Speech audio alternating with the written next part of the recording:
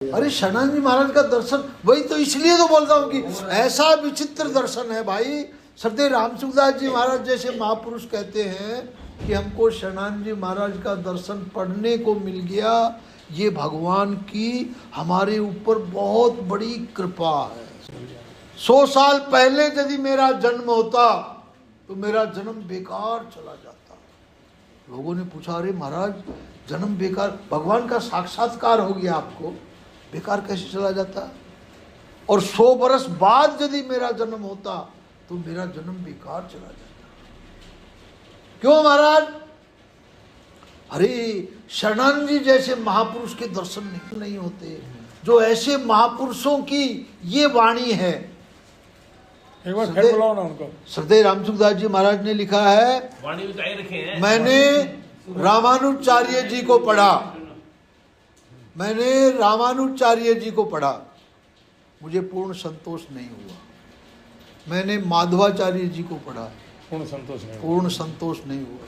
मैंने शंकराचार्य जी, आदि शंकराचार्य, देखो साहब, उनको पढ़ा। ये मत समझना कि सेठ जी से मुझे लाभ नहीं हुआ है, सेठ जी से मुझे बहुत लाभ हुआ है, सेठ जी से मुझे बहुत लाभ हुआ है, लेकिन मेरी पूर्ण संतुष्टि तो शरणानंद जी महाराज को पढ़ने के बाद हुई है। 6 शास्त्रों से तेज है।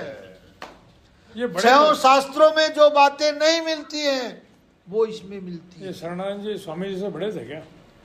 हाँ, करीब करीब थोड़े बहुत बड़े थे। हाँ, अभी शरणानंद जी महाराज सेठ जी की उम्र के थे।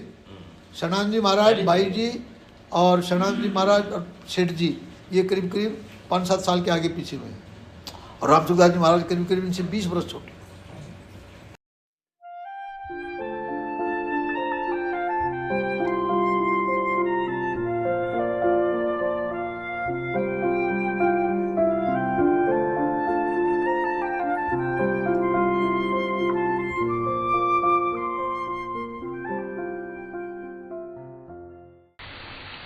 जैसे मुसलमान है, उनका राज्य होते ही सब मंदिरों को तोड़ दो, मिट्टी ले जाओ, सबको खत्म करो। अब ऐसी बात सिद्ध हो गई है कि ऐसा द्वेष रखने वाला ग्रंथ नहीं रखा जाए दुनिया में। शिया और सुन्नी दो जो मत है मुसलमानों में, 2 भेद बड़ा भारी है। मार काट उसको नाश कर देना चाहते हैं।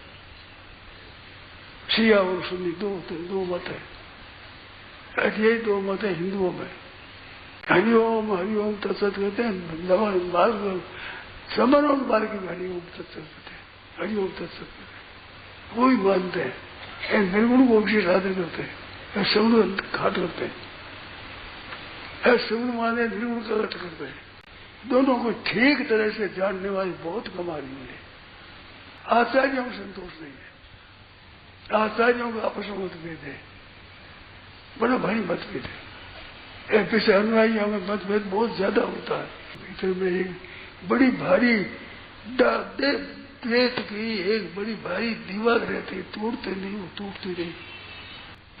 दोनों का पक्षपात छोड़ करके मैंने विचार किया है, इस वास्ते मैं कहता हूँ जिसको निर्गुण से प्राप्ति हुई महाराज, वो निर्गुण का पक्ष लेगा। वो तभी तक जो निर्गुण के पक्ष में ही बैठा है तब तक निर्गुण से आगे चला नहीं आगे, वे निर्गुण का पक्ष लेंगे। सगुण में चला, सगुण में बैठे वहां तक तब वे सगुण का पक्ष लेंगे। दोनों पक्ष को छोड़ कर आगे चले वे नहीं करेंगे ऐसा। ऐसे आदमी बहुत कम हुए।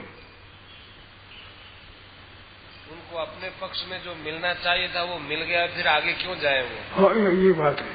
आगे नहीं जाएंगे तो लोगों के लिए हानि करेंगे, बड़ी भारी हानि है इन ग्रंथों से। मैंने दोनों पक्ष की बात सुनी है और समझी है। दोनों बातों में समाधि होती है, और समाधि मैंने की है। 6 समाधियों में अद्वैत की 6 समाधियां, 6 तरह की समाधि होती है।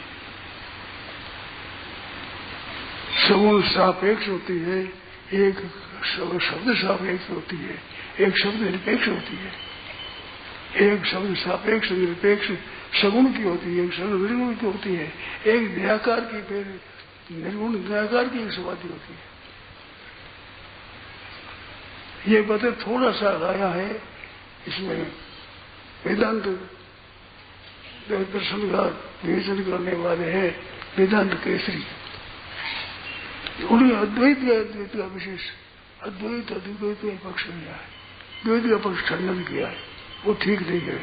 जो ज्यादा को खराब मानेंगे उनका खुद का नुकसान होगा होगा होगा, बड़े जोर से कही जाती बात। धर्मगुण की विचार तंत्र, विचार सागर, तत्वानुसंधान, इनको पढ़ते रहो, नहीं होगा ज्ञान। सच्ची बात कहता हूं, ऐसे श्रवण को पढ़ते रहो, ज्ञान नहीं होगा। आप चाहे माने चाहे न माने, जाने चाहे न जाने, आपके जचे चाहे न जचे। मैंने निर्गुण मान के नहीं देखा है, श्रवण मान के नहीं देखा है। दोनों की एक बात होती है, अंत में एक होते हैं। अद्वैत है वो निर्गुण उपासकों के लिए भी है और श्रवण उपासकों के लिए है। दोनों मतों को ठीक तरह से जानने वाले होते हैं, वे जाकर एक कहते हैं। एक तत्व को मानने वाले भी, अद्वैत मानने वाले भी सगुण को ठीक से आदत देंगे कौन, कि जो अपनी हद है उससे आगाड़ी चले जाएंगे तब। और सगुण मानने वाले भी अपने हद से अगल जाएंगे तब एकता होगी, अगले में एकता नहीं होगी।